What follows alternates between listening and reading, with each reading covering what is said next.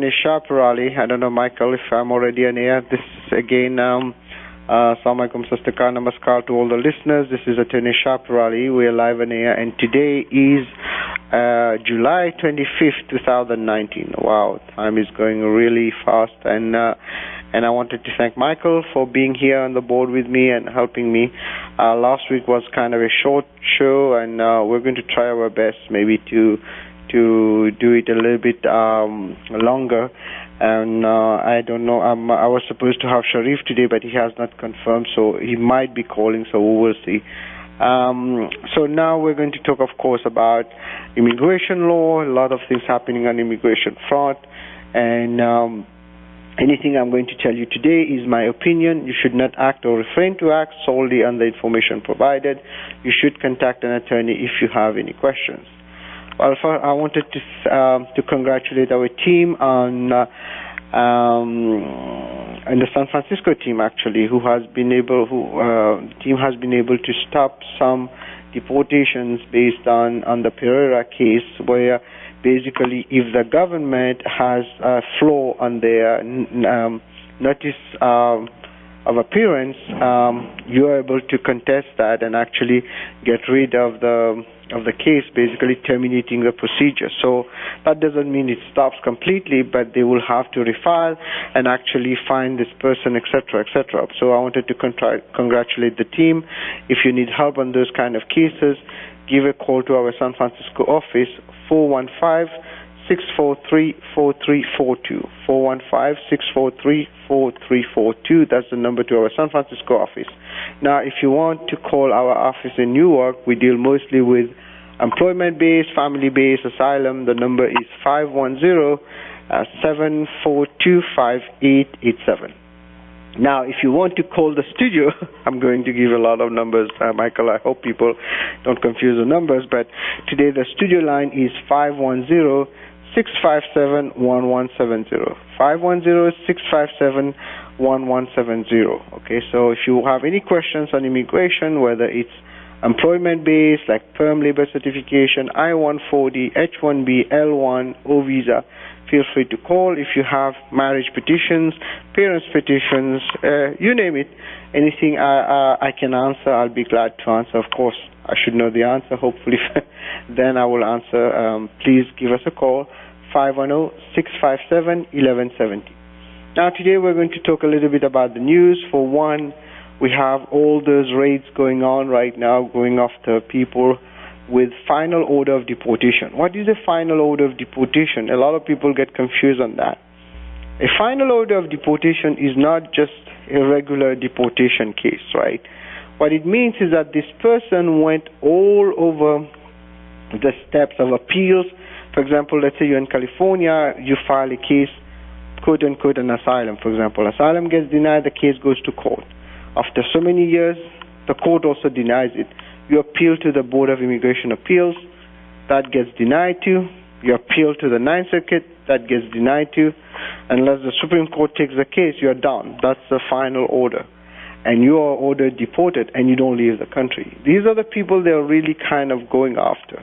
However, in the process of doing that, it seems like by them going into places, ICE are going to places, if they see someone who is not legal, quote unquote, they are going after them. Or if they have some kind of defect in their paperwork, they're going after them.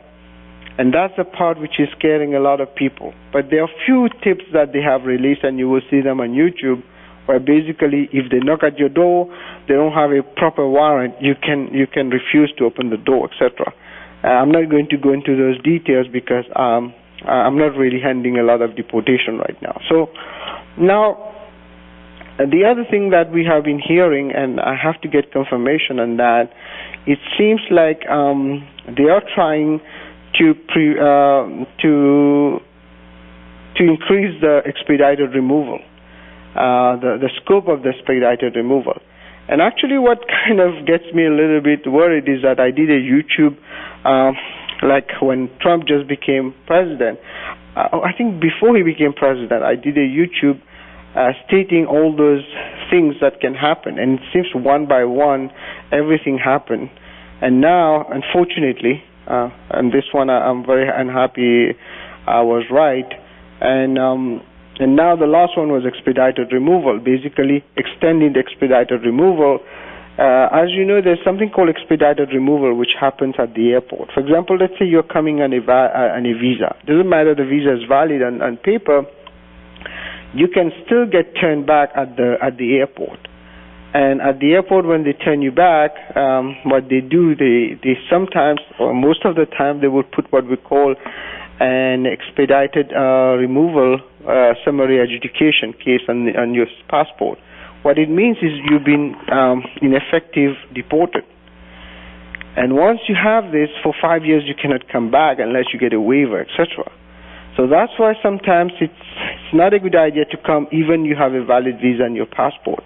The role of the stamp on the passport, which is the visa, is only to bring you to the airport. It's at the airport that they decide to let you in and you get your I-94. And if the officer at the airport finds out or doesn't believe you or think there's some kind of things fishy, he has a right to return you. And he has a right also to put that expedited removal, usually 237 if I'm not mistaken, and 212, etc. So be very careful, especially, for example, let's say you have a valid visitor visa, and then you have also an I-130 petition file. Traveling inside the U.S. can be risky. So I repeat that. So you may be I'll talk a little bit more about that, but we have one caller right now. Let me take the caller, Mike. Hi, this is Shah. Hi, you're live on air. This is Shah. Yeah. So I applied a visitor visa for my friend, but it's refused. So how long she has to wait, and what should I do so that she can, when she reapplies, she gets it? Okay. For visitor visa, there's no way to tell, but it depends why it was denied. If it was denied under what we call INA 214B, that means immigrant intent, she can apply right away. But there's a big chance she won't get it because she just got a denial. But there's no limitation how many times you can apply and when you can apply.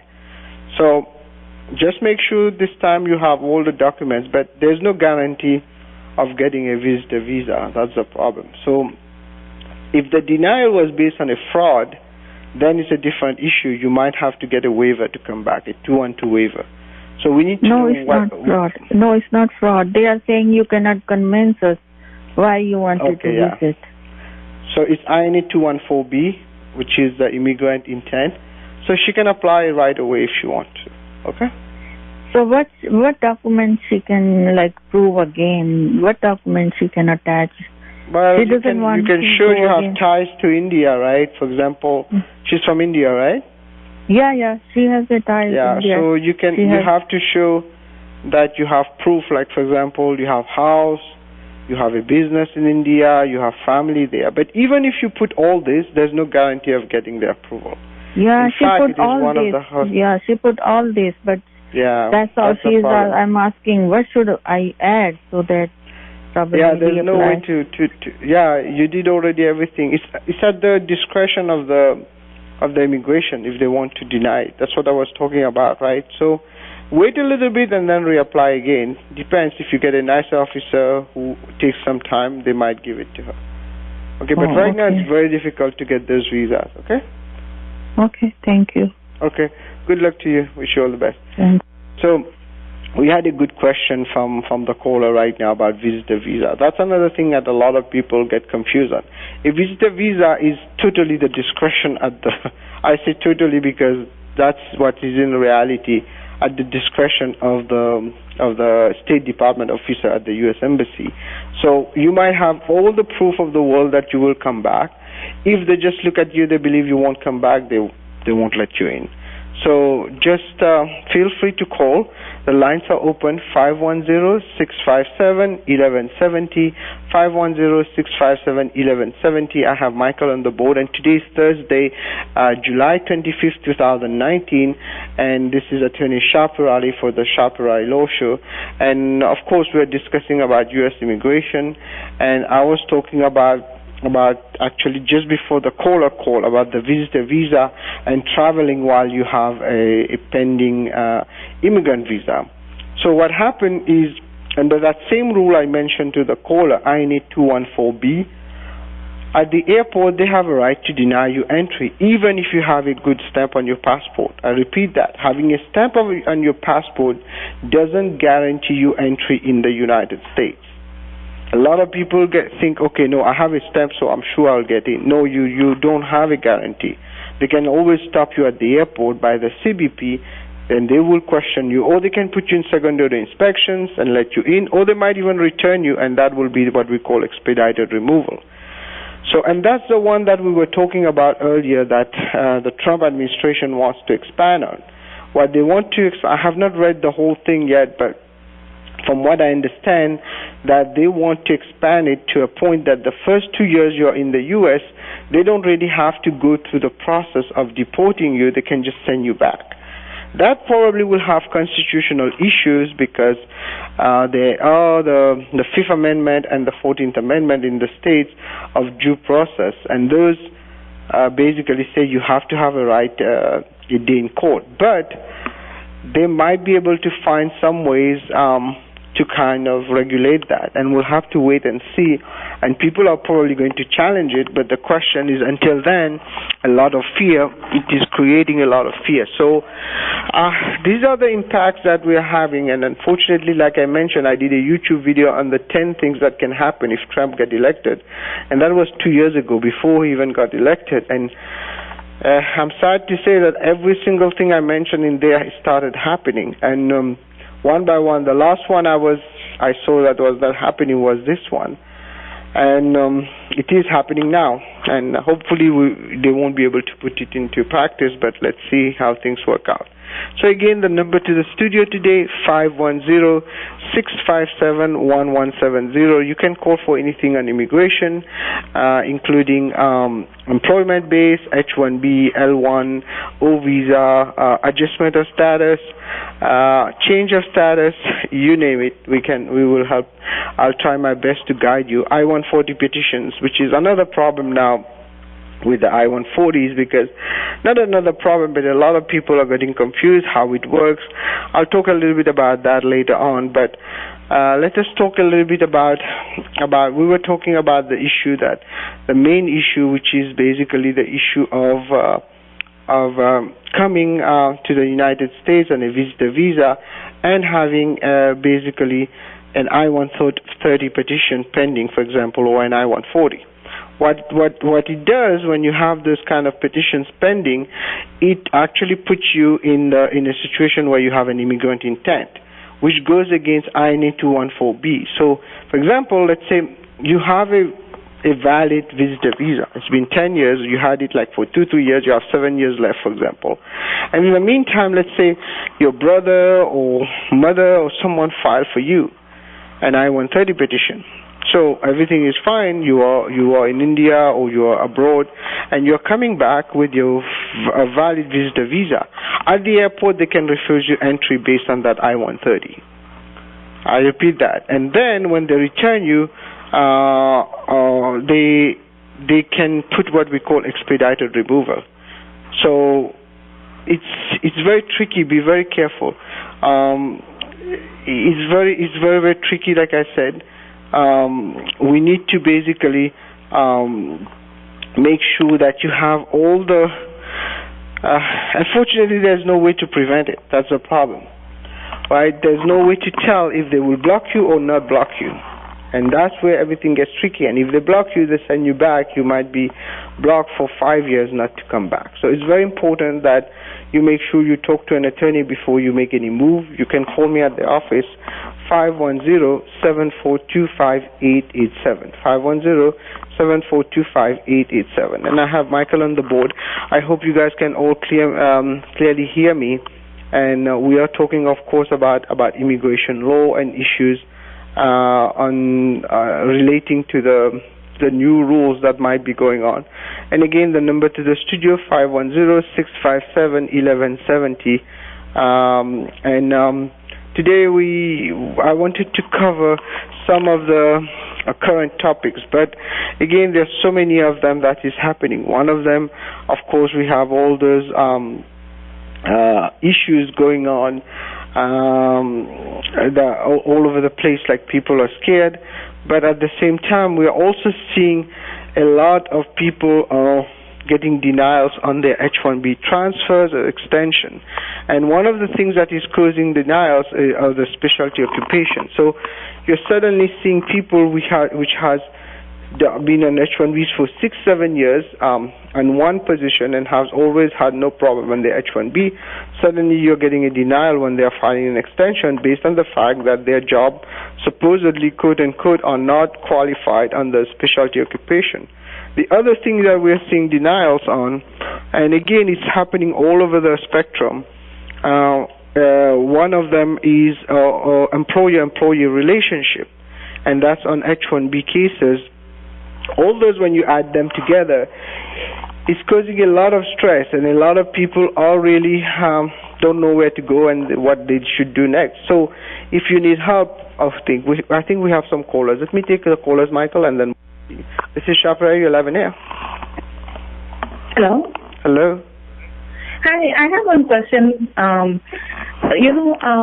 He was here maybe 2 years in 2008 or 9, and he applied for green card. But his priorities now, he is in India, settling, he's there for maybe 6-7 years, and his priority date came, and he is filed under EB2. So is there any possibility to apply green card from there, or how it works? We have no clue. Where is he now? He is in India. Okay, so he filed to a company, which is still willing to take him to work for them. Yeah, and he is still working from India for a company over here. Yes, she can still use that. If it is the same company that apply for the EB2 and the dates are current, they can process the case to the National Visa Center and bring him on that. So what need to do? How to approach? Where to reach? Well, there's nothing to approach. Just let the company know that if it is still willing to give him that same position where it was approved, to process the case through the National Visa Center. Give me a call at the office and we can discuss in more details, because those are a little bit tricky and long to do. So I can guide you, and if you need help, I can help you. Yeah, so what is your phone number?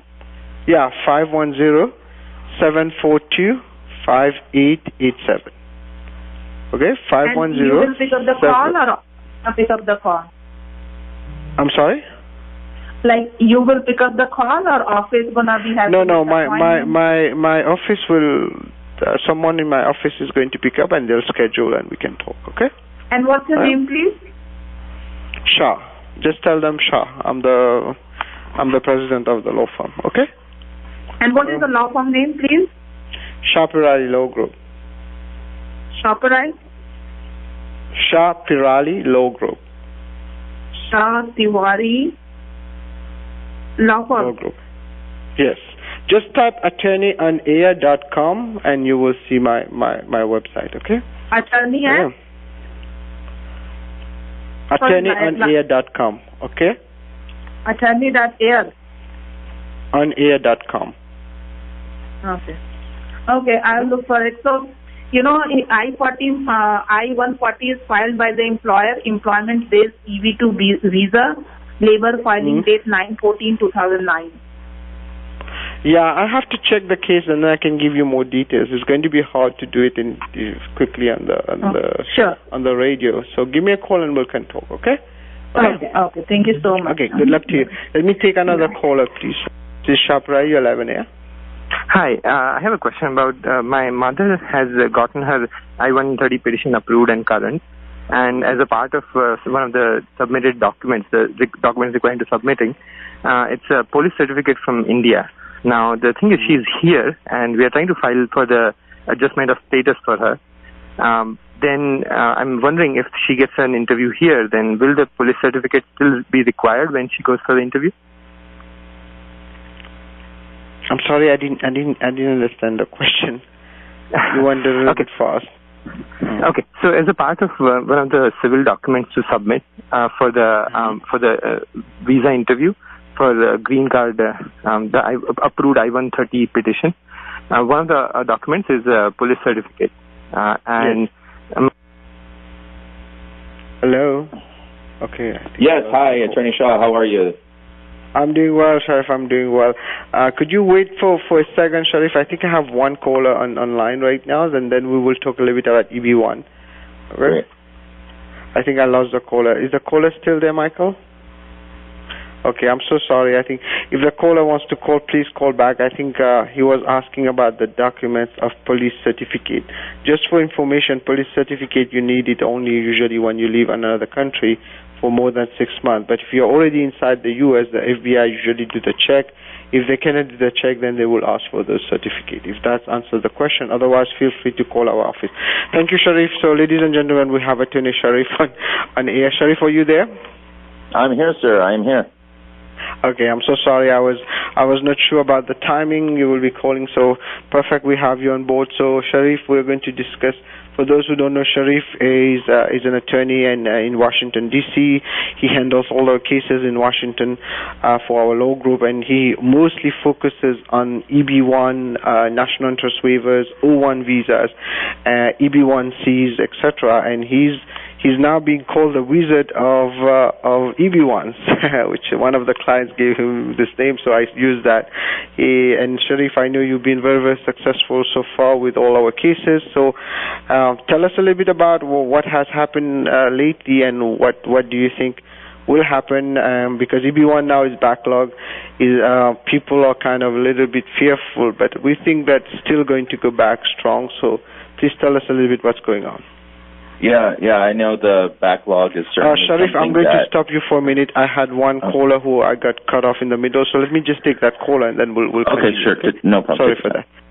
This is Shah, you're live in here. Hi, this is Devang again, the same case I was describing earlier. My mother has a I-130 petition approved and it has become current now. So we are submitting documents online to the NVC. One of the documents required is the police certificate. But now my mother right now is here in US and on a visitor visa. And so we are trying to file an adjustment of status for her. Now what we are wondering is that if she gets her interview date and if she goes there, will the police certificate still be required for, in case she's here? No, because the FBI does their own security check. So unless you have some problem on the biometrics, then you will need it. But right now you don't need it. But it's good to have it if you can get it. Keep it as a backup, okay? Oh, okay. Okay, so likely if the biometrics goes fine, then you guess that it won't be required. They don't need it. Unless she lives in a different country. Then she lives in India and just visits here. So she will be fine. Usually they don't ask for that, okay? Okay. Right. Okay, thank you very much. Okay, good luck to you. Take care. Thank you. So let me go back to Sharif. Hello? Yes, Sharif. Yes, sir. Sorry to have interrupted you. So, Sharif, tell us a little bit what's going on the field right now. A couple of things I think that would be helpful, because a lot of folks have questions, because we're getting so many approvals and people that have now, been able to move beyond just the situation where they're stuck in the previous backlogs, is to remind people that have existing approved I-140 in EB2 or EB3 category that when you apply under EB1, we will port your priority date from that previously approved I-140, and you will then be able to possibly adjust status depending on where your priority date is. So although there is a backlog now for EB1 and that will likely persist, if you're in a situation where your previous I-140, and I think the date now is January 2015, where your previous I-140 is prior to January 2015, you can adjust status now. And also, we anticipate that date will become more current in October, which is the first day of the fiscal year. So they'll load more visas there. It doesn't mean that it will become current, but it does possibly, suggest that it will become, a little bit. Probably the date will maybe go at least a couple more years or so, more current. So we're anticipating that. The other thing I think that people have a lot of questions about after getting their situation approved, because so many are now in this situation, is that you will have an interview at some point. If you're going to, so some people like to just go and get the visa processed at the embassy, which is fine. You can do that, and oftentimes that's a little bit faster because the I-485 adjustment of status based on employment category is taking approximately 14 to 16 months right now. So that does pose some risks there. But in the meantime, you are eligible to apply for I-765 work authorization, I-131 advanced parole, so that you can basically change employers freely or start a business, so long as you're working in the same field of endeavor for which you've been recognized as having extraordinary ability. So you can benefit certainly from that work authorization document, and also you'll be able to travel and re-enter the country without doing anything to upend your I-485 status. So, just getting to that, because I have so many questions about people when they go for the I-485 interview based on approved EB-1A. So I just want to let you guys know that this is actually an I-485 interview. This is an adjustment of status interview. This is not an EB-1A interview. So they're not able to, according to the practice manual, open up and re-adjudicate your EB-1A case, your I-140. That has been adjudicated and approved if you're at the point where there's an interview. Their job is to go over the I-485. That includes 5 years of work history, but it does not include going into the details of your EB-1A case. So really, people are sometimes a little bit anxious about that interview, but I don't think, you need to be anxious unless you're, have other issues, like that the, I-485 is concerned with, such as committing crimes or, being a member of certain organizations. One thing that people do need to recognize is when you are fulfilling your I-485, it's always advisable to go, use legal counsel. But if you do not, make sure that you disclose your memberships. Because if you, as part of your EB-1A case, were, acquiring membership in, for example, IEEE or Sigma Psi or some other organization, then you need to disclose that as a professional organization on your I-485. So, just make sure that that is being completed properly, and then your interview should go very smoothly. So I just wanted to kind of discuss that off the bat because, like I mentioned, a lot of people are in that scenario right now, and they need to, kind of take it easy and know that they're in a great place and not have to stress so much about those interviews. Yeah, that's a very good point you just brought up right now, Sharif, because a lot of people have this idea that when they go for the interview on the I-140, on the I-45, they're going to dig into the I-140. They can do that only if there's some kind of fraud, but usually they can't do it because it's been adjudicated. Plus, taking the priority date is very important because a lot of people don't know you can port the priority date from EB3 also to the EB1, and you can actually use that, and we have done this successfully. And as for mentioning the clubs, it's very important because a lot of people are in tennis club and all the stuff. You still have to mention those, okay? So make sure it's mentioned. So, Sharif, tell us a little bit what has been happening lately, what kind of cases you have gotten approved, because a lot of people want to know the concrete cases which we have been able to handle. So tell us a little bit about those. Yeah, sure. I think that, the most success continues to really be in the software engineer side.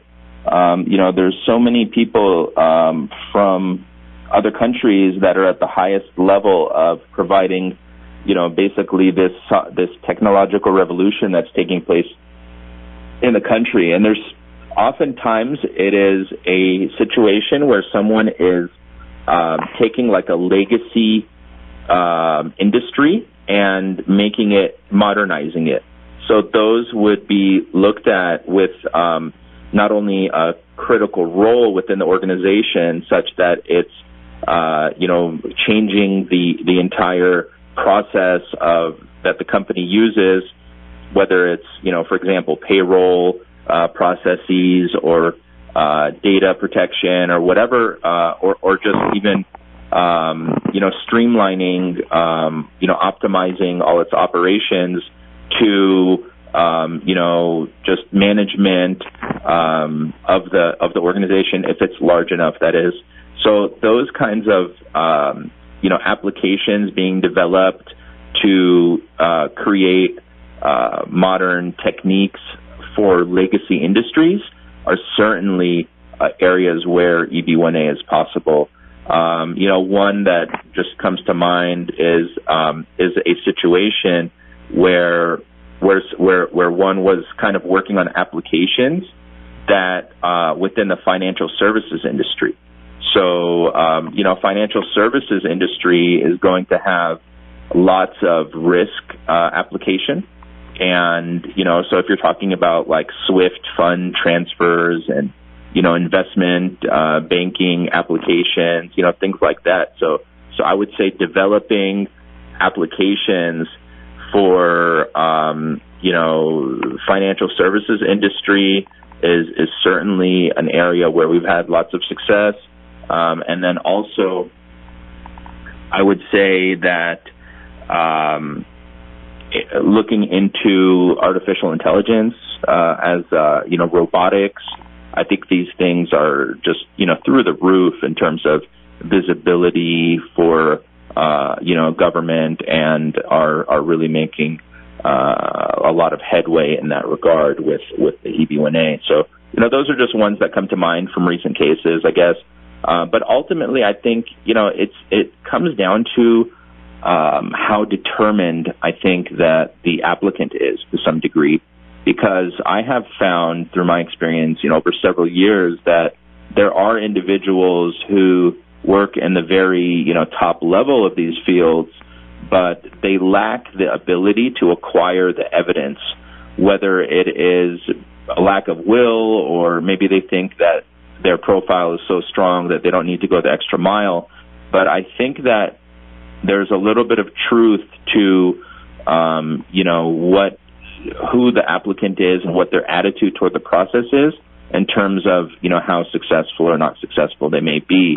A lot of people, my friends from India sometimes, I hate to generalize, but they tend to see things as black and white, like this is a automated process of, we need to meet these specific criteria, and this is evidence of that criteria, and they would just want to check some boxes, and that's not going to work. I mean, I have so many cases of people who have come, and if you want to talk about a trend, I think the trend that we're seeing now is that USCIS is approving people for 3 criteria, but then issuing a notice of intent to deny their case. And that's happening, quite often, so we have to overcome those notice of intent to deny, because, meeting the 3 sustained claim criteria is not going to get you approved for EB1A. I've repeated that over and over and over again. I think you need to, really show the recognition. Go ahead. Yeah, sorry, I'm interrupting you. But I think the biggest problem is it's more likely because most of our clients are technical scientists. They tend to see things. We lawyers tend to see things gray.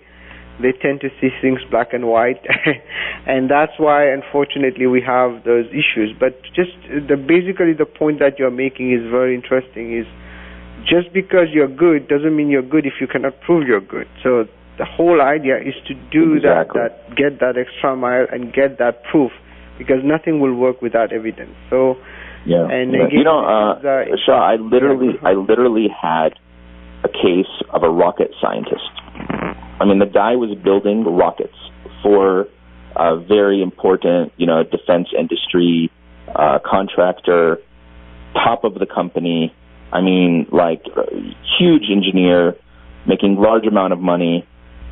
However, he just could not produce the evidence that I was asking him to produce. And, it's probably one of the strongest profiles I've seen. However, because he was not able to get the evidence, the case resulted in an RFE.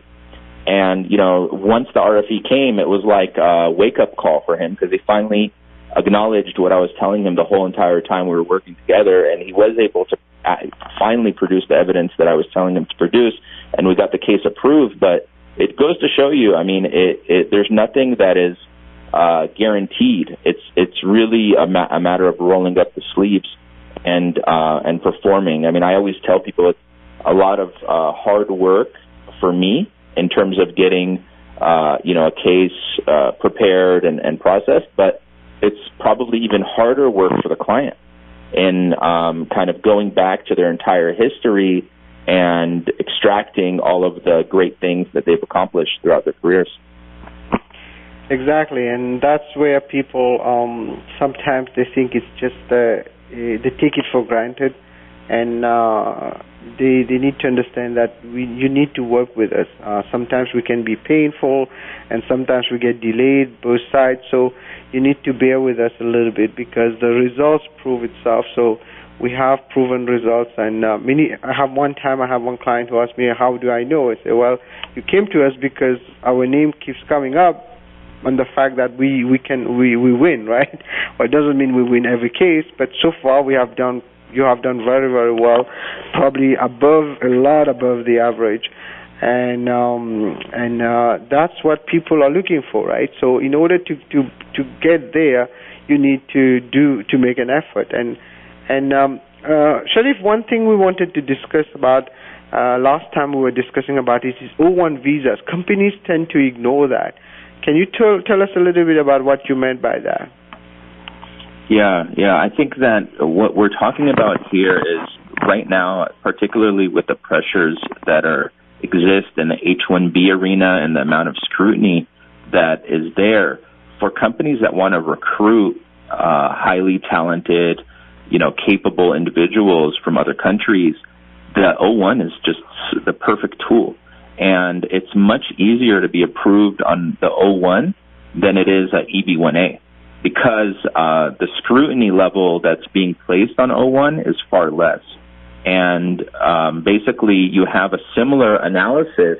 Actually, the O1 is a little bit different in the sense that if you look at the statutory reason for O1 and the requirements, it is actually focused solely on sustained acclaim. So in order to qualify for O1, you merely need to demonstrate that you have achieved sustained acclaim that is recognized in your field of endeavor through demonstrating three of the sustained acclaim criteria. So that process is different than EB-1A in the sense that you don't need to prove that you are among a very small percentage at the very top of the field, such that you will prospectively benefit the U.S. and you'll continue to work in the field. You do need to show extraordinary ability. However, that is done solely through sustained acclaim. And normally on O1, if you qualify for the three criteria, they will approve your case. It's not a situation like EB-1A where there's the possibility of qualifying for three criteria and still being denied. So the way that companies can use the O1 is to sponsor foreign workers who are really high capacity, high capability folks. I can pretty much find that if you have a certain record, a background, particularly, for example, if we're looking at the India context, people that are coming out of the top universities like IIT and others will have a pathway to an O1. So if I'm sitting in a tech company, consulting company, or engineering consulting organization, and I'm looking for talent, I would certainly look to the O1. And the other huge benefit about the O1 is that you don't have the prevailing wage issue that you do with H-1B. So you can have a little bit more flexibility with salary and other factors. And beyond that, the O1 is certainly an excellent tool for entrepreneurs. So if, for example, there's a way that you can, definitely start, companies and be, sponsored through O1, it's a little bit more complex process. You need to really kind of consult with attorney to really figure out how we want to structure that, but certainly there's lots of opportunity, with the O1 visa, and it's probably the one that is not being overworked at this point. I mean, you saw that with EB1C, right, where everybody and their mother is going back, doing 1 year abroad so that they can re-enter the country as first category EB1C, and that is now causing this huge backlog in the EB1 category where, exactly. O1 is actually, being underutilized by folks, and again, a huge opportunity. So I would certainly encourage people to pursue that as well. Exactly. That's another thing too, because a lot of people ask how come EB1 suddenly got backlog, and most of the backlog are being caused by EB1C. So the O1, like you mentioned, Sharif, is a good option that maybe a lot of students listen to our shows, so they might want to look into an O1 if they qualify for it, and instead of kind of hitting their head against the wall with the H1B, O1 is a good option.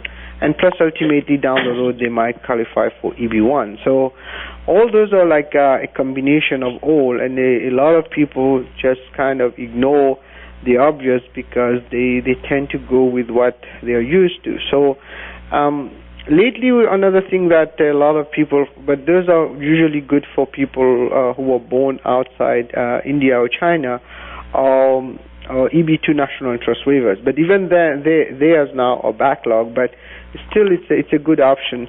So tell us a little bit about we had a very interesting national interest waiver like 2 years ago, but I cannot really give details because that involved a lot of secret stuff. But sometimes national interest waivers, because the standard, tell us a little bit about the standard of national interest waiver, because it doesn't really exist except those cases, right?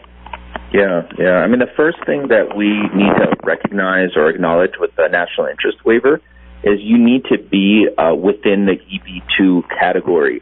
So it requires a master's degree education or the requisite, number of years of experience, which is 10 in the case of a national interest waiver. So once you satisfy that first requirement of the national interest waiver, what we're looking at is case law under what's called DANASAR, DHANASAR.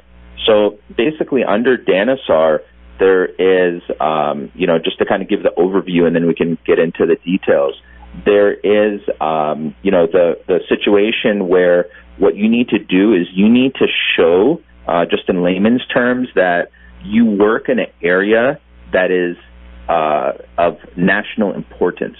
So you work in an area that is, really something that is of need in the U.S. I'm going to give you an example. It's not from any particular thing, so it's not revealing any confidential information, but I think it's a perfect example of what that could mean. If you are, for example, working in research related to something like post-traumatic stress disorder, right? That is definitely a national interest waiver type of case. What do I mean by that? Because we can certainly connect this research into post-traumatic stress disorder, PTSD, to this need that exists in the country with respect to people who have come back from, war in Iraq and Afghanistan and elsewhere. And there's such a huge number of, this is all about statistics. When we have statistics, when we have research, we can make national interest waiver cases. If you look at the number of suicide deaths among people who have, fought in these wars, then you're going to see that this is a huge national need that exists in the United States. So something like PTSD. Another one would be, for example, the attention deficit disorder, right? ADD. That is something that is kind of, overwhelming the, pediatric, industry, pediatric, healthcare world. So, that kind of thing is going to be that if you're working on post-traumatic stress disorder, if you're working on, attention deficit disorder, if you're working on autism, if you're working on those kinds of areas, those are beautiful arguments to make in terms of national interest waiver. On the other hand, it could be economic. Like it could be, for example, we're working on something related to mineral resources or oil and gas or, something related to natural resources, definitely going to be national interest waiver. It could be something environmental, right? You're working on clean air initiative, smart city initiative. It could be something technologically related. So there is really a wide gamut, but it's really about crafting kind of an innovative message of national importance. Then once you've established the area that you work in with respect to national interest, what we're looking at is, are you well positioned to advance that interest, right? So we've outlined, let's just take the case of post-traumatic, stress disorder, PTSD. So if we're looking at that, then we're saying, okay, I work in this area of national importance. Now I want to demonstrate that I'm well positioned to fulfill this national importance. So if I'm well positioned to fulfill this area of national importance, then I am going to make sure that positioning myself and informing the adjudicating officer that we are the right person for the job, that the work that we're doing is making an impact. So that is about the second prong of Dhanasar, is establishing that you're well positioned to fulfill the interest. Okay? So just as a recap, the first prong is that I work in an area that is of national importance. The second prong is I am well positioned to advance that interest that exists. And then the third prong of Dhanasar is to say that on balance, it is more beneficial, or it's in the interest of the United States to allow this person to remain permanently versus the interest that the United States has in protecting domestic workers. Now, what does that mean? Because that's like a really confusing thing that people don't really understand. The third prong is the balance test. So why is a national interest waiver called a national interest waiver? We are waiving the requirement of an employer sponsoring a foreign worker through Department of Labor. That's what the waiver is all about. So if you are not going through the Department of Labor to get a permanent labor certification, then we need to know why. So the reason that we're not going through that process is because you work in an area that is of national interest. Now, let me give you a concrete sort of way that I do this often. If, for example, you have an employer, right? I'll give you, I think one that's fine because it's just a general one, right? Which is like a state government, right? Normally, state governments will not sponsor foreign workers as a matter of policy. You also find this within hospitals, universities sometimes. They, as a matter of policy, do not sponsor foreign workers. Under the case law, you can use that as a reason why, on balance, it is not going to prejudice U.S. workers to approve this waiver, right? Why is that the case? Because if the organization or if the state entity was, did have the policy of applying for the certification, then they would do so. It's just that as a matter of policy, they don't. So that allows us to overcome that last prong.